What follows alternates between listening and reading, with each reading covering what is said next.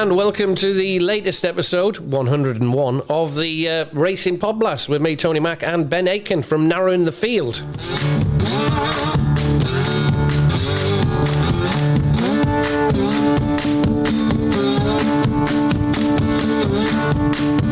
And today, this week, we're track hopping, covering 3 races from 3 different tracks, including a trip over to the Irish Sea to the Curragh for the Irish Cambridgeshire, and then we close out the show with our usual spin up to Scotland for our football trixie battle, top, middle and bottom. Racing first though, and we start our track hopping at Beverley with the Beverley Bullet, the first of our 3 races under analysis on the Racing Podblast, episode 101. Ben, can you start us off with that one? Welcome along, mate. Morning.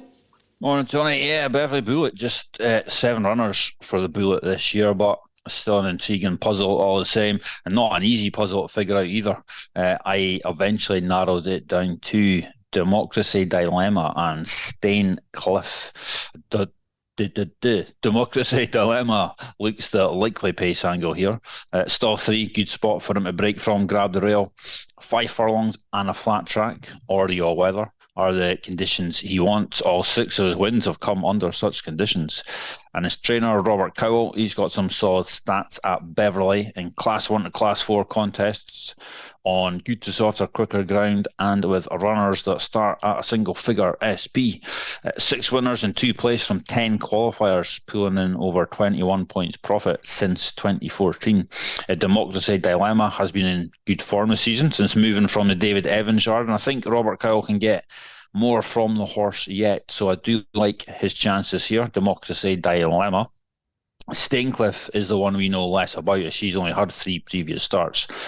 The third of those at Windsor a couple of weeks ago, she won by a very easy 8.5 lengths, and her final start last season, a win at Newcastle in November last year, at least a strong piece of form. The 4 that finished behind her have since won 7 races between them and placed on 4 other occasions, so that form has been boosted plenty. And I also noted the record of her trainer, Jack Shannon, when his horses travel more than 190 miles, especially those aged 2, 3 or 4, that had no more than 3 starts in the last 90 days and were running off a break of more than 14 days. With those types, Jack Shannon is 10 wins and 7 placed from 27 starts.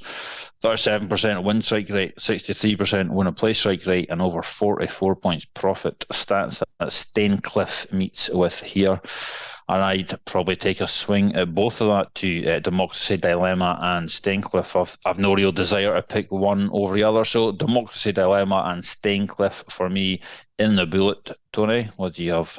Yeah, back to Democracy Dilemma last time out when finishing 4th, just beating a length. We got each way money on that at York in the that group handicap, Heritage Handicap, over 5.5 furlongs on good to firm at the EBA meeting last week.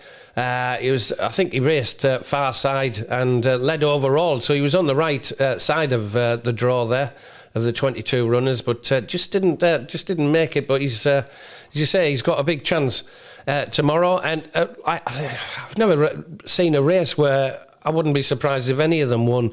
All of them can win, absolutely, yeah, all 7. And if I miss the race tomorrow and somebody tells me the winner, I'll be saying, well, did it? Well, that's no surprise. You know, I mean, it's that. But saying that, 13 of the last 14 winners were officially rated 101. So I've come down to the oldest in the race, actually, Emirati Anna.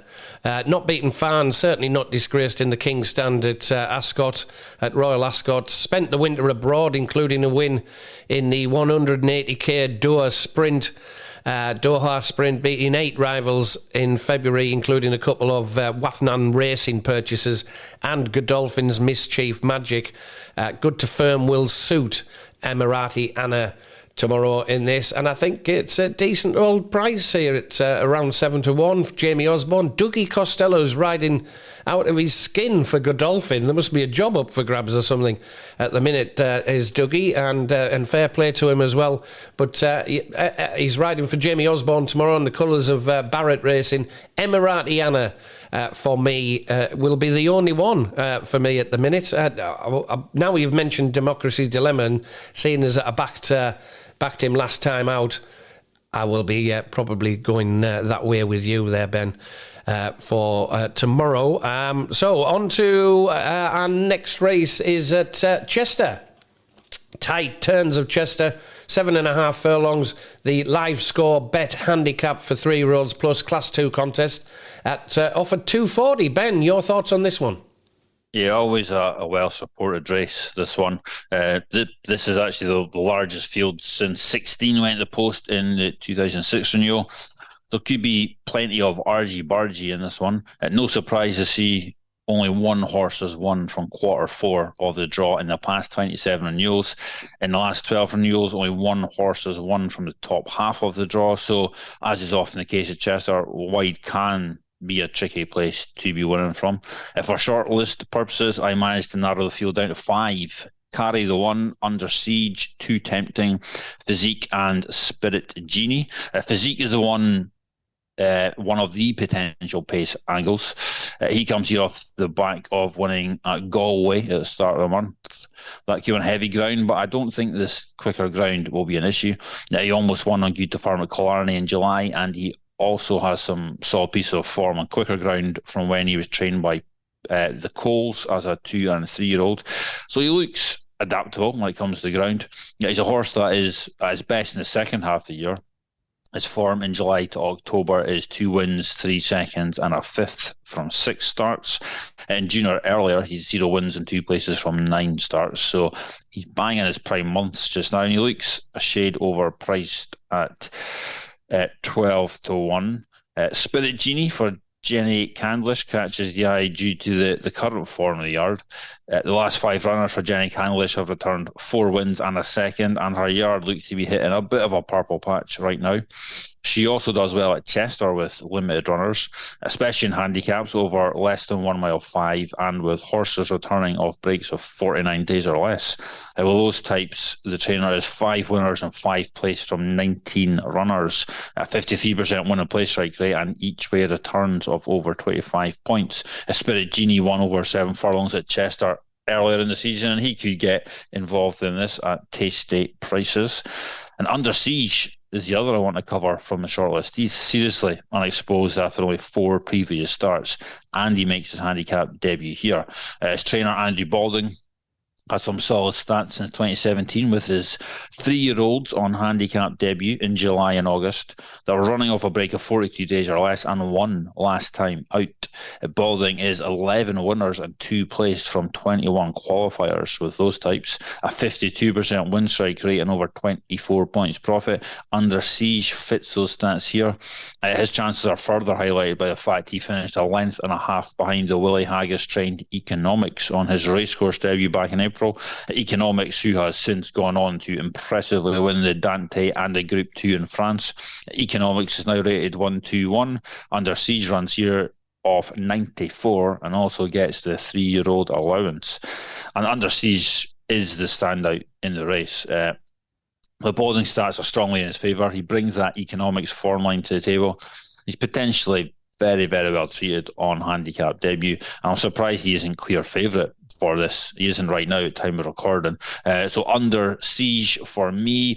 I also like Physique and Spirit Genie as well. They both should go well at bigger prices. Tony, what have you got for Chester?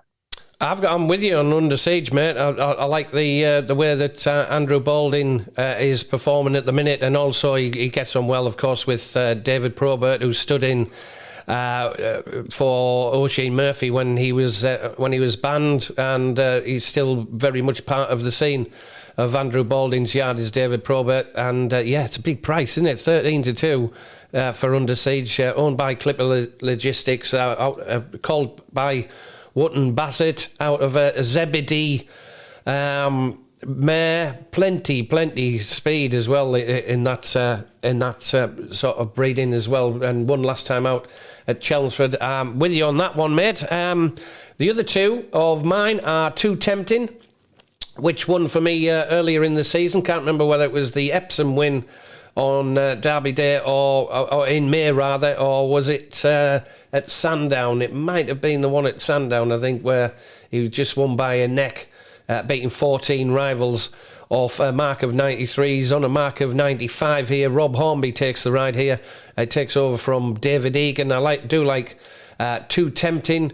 I think he can go well here on Good to Firm. And Yennefer is an interesting one for me. And interesting that Harriet Bell has got a horse that's 7-1 as well. Won last time out at this track over 7 furlongs. Also won over this distance as well. In good form at the moment, Yennefer.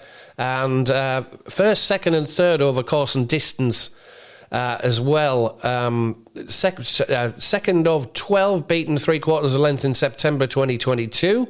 Third of 9, beaten 3/4 of a length at this year's May meeting here at Chester. And first of 11, as I said, beaten 10 rivals, 1 1/4 lengths earlier this month off a £4 low mark. Certainly loves the tight turns, Yennefer of Chester, and I think he can go well. The gelding by Dandy Man, again, plenty of speed there. At around 7-1 for Harriet Bethel, and Sheen McSweeney in the saddle there, claiming £3 as well. On to the 24 runner, €59,000 up for grabs here.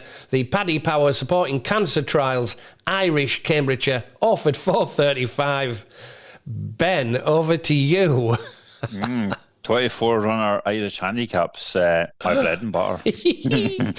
Love it. Yeah. Had a bit of a dig into the last 12 renewals of the race to see if there was anything on the race trends front that would help narrow the field. I did note that the last 12 winners all met the following: at no more than 24 cleaner starts, previously won over at least 7 furlongs, but no further than 1 mile, 1 furlong, and won or placed on 1 of their last 3 starts. And that would actually chop the field down from 24 to 8 potentials. From that initial list of 8, I've settled on 4 for my shortlist. They are State Actor, Vera's Secret, Plume Noir, and Shazan. State Actor brings an unexposed profile to the party. This is only his 6th cleaner start, only his 3rd in a handicap, but despite his limited starts, he does already have plenty experience at Curragh. His last 3 runs all came at the track, and they all came over the 1 mile trip. Indeed, one of them was in a 23 runner field, so he's got big field experience at the track as well. And he finished 4th last time out, but I reckon he was handled with care that day, and the run was nothing more than a spin to keep him ticking for this prize. He's dropped a handy £3 for the effort, and I'd expect him to be ready to fire here. So State Actor is high in my thoughts. Vera's Secret is another that is seriously lightly raced. This is only our 5th clear start and only our 2nd in handicap company. She was an easy winner last time out over course and distance. And even though she's up £17 for that win, I suspect she started handicap life on a mark that gave her plenty of room for manoeuvre. Our trainer, John James Feen, also has some solid stats in Curragh handicaps in the June to October period, with his horses aged 6 or younger and the start around 12th one or less. Since 2020, he's 11 winners and 8 placed from 28 runners, 39% win strike rate, 68% win and place strike rate, over 81 points profit. So trainer positives for Vera's Secret there. And Shazan is the other worth a mention. This is only his 3rd run in a handicap, so another that is still unexposed in handicap company. His trainer, Johnny Murta, he's got some decent stats at Curragh in handicaps over 1 mile to 1 mile 4, with his horses aged 4 or younger, and when he employs the same jockey that rode the horse last time out. With those types, he's 12 wins, 16 places from 46 starts, 26% win strike rate, and a 61% win and place strike rate at over 65 points profit. Each way returns are just shy of 70 points profit, so Murta regularly gets horses like Shazan fighting out the finish in Curragh handicaps. Plenty of books are paying 5 or 6 places here, so I'm happy to have a swing at all 3 I just mentioned: State Actor, Vera's Secret, and Shazan. What are you thinking, Tony, for the easy-to-solve Irish Cambridgeshire? Yeah, I must mention, first of all, not in my shortlist, but I'm just trying to work out, I said to it before we started recording, Big Gossie has a hell of a record, loves the Curragh, and never, ever runs a bad race at Curragh as well. He's only won last month. He won a Premier Handicap, beating 14 Ravels, 1 1/4 lengths off a mark of 96. He is up £9, £11 actually, but it seems a bit harsh, to be honest with you. But and he was only beaten 3/4 length last time out. Curragh Group 3 in a Group 3 Phoenix Sprint Stakes. He does carry the top weight. Don't know whether that's got anything to do with it. He does come from stall 24. We've both discussed this. The winners have come from this race from all over. Really, it's based on the pace, and Big Gossie's on the pace. Just looks a bit big at 33s.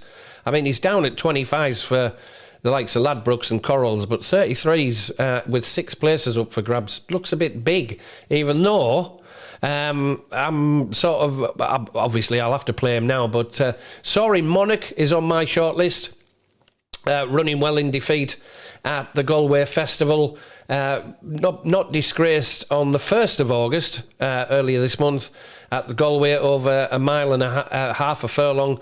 But then he finished 3rd of 18, beating 1 1/4 lengths just the next day in the Guinness Handicap.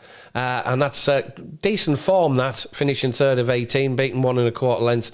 And I think this must have been earmarked since for the Alan McIntyre yard. Luke McAteer in the saddle. Think he can go well. Free Eagle Gelding can go well at 33 to 1. And my other one is Sea Eagle for Gerard O'Leary. Shane Foley in the saddle. That's around 16 to 1. He's won 2 of his last 3 starts. The 2 wins have come at Roscommon. He has run well here in April or at Curragh, finishing 4th of 21, beaten 1 3/4 lengths earlier in the season at 33 to 1. He's gone on to win twice at Roscommon off a mark of 80 and off a mark of 79. He's on a mark of 86 tomorrow, and I think Sea Eagle can go well at a price. I'm with you also on Shazan for Johnny Murtagh and Ben Cohen. This is far too big at 16s as well with Bet365. Really solid and consistent, certainly last month, finishing 3rd of 14, as you've alluded to, Ben. So I won't repeat it. 3rd of 14 at Leopardstown and 2nd of 5, beating a neck at Gowran Park at the end of last month, just about 4 weeks ago. So Shazan for me. Tomorrow, a little bit on Soaring Monarch with, as you said, there's lots of places up for grabs. Sea Eagle, and I'm going to have to play Big Gossie, but at lower stakes than the other 3 tomorrow. Fantastic stuff. Best of luck if you're playing in that 4:35 at the Curragh, the Paddy Power Supporting Cancer Trials Irish Cambridgeshire tomorrow off at 4:35. All right, top, middle and bottom. I think I'm winning.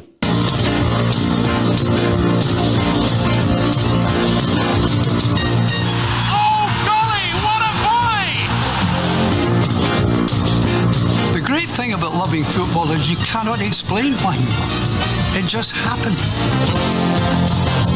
Chasing a ball round a park, wanting one team to win against the other.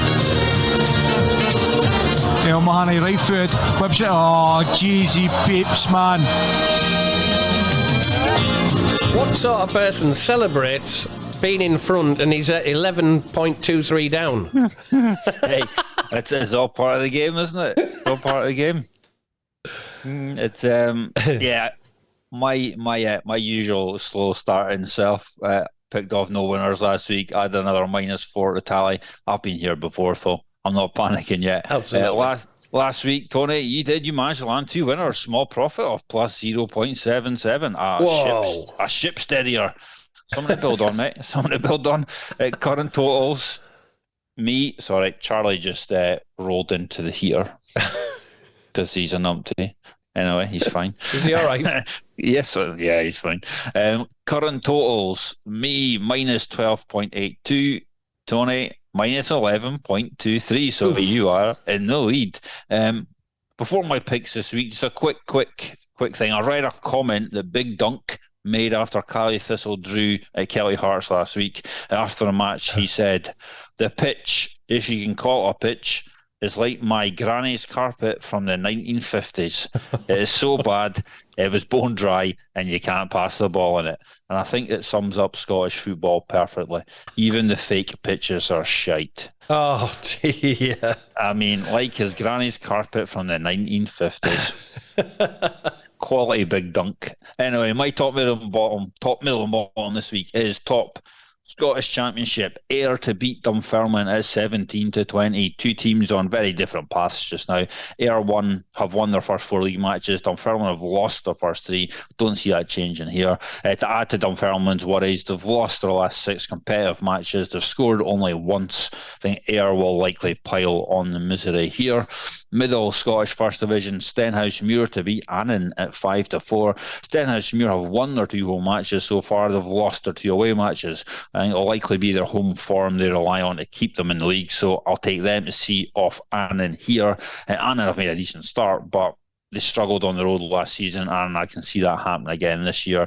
So Stenhousemuir for me in the Scottish First Division.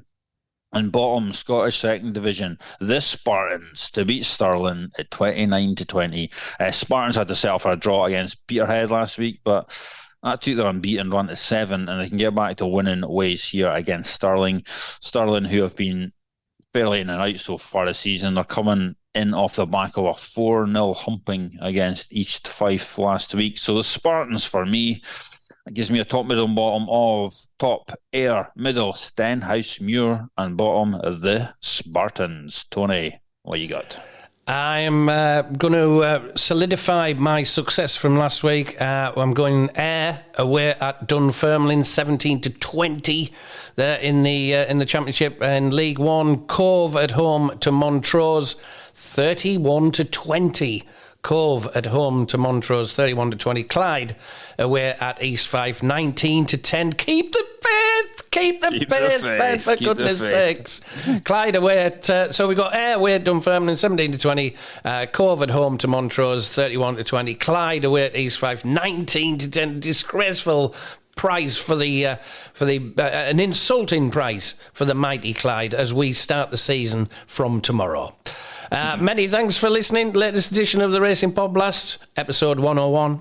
And very best of luck with your bets this weekend. If you're up nice and early in the mornings during the week, and catch my breakfast show on 3B's Radio, 3bsradio.com. And you can catch more from Ben over at narrowinthefield.co.uk. That is narrowinthefield.co.uk. Big thanks for listening this week. Have a great Beverley Bullet Day. Have a great weekend, everyone. Cheers, Ben. Thanks, Tony. I will see you next week. Thank you.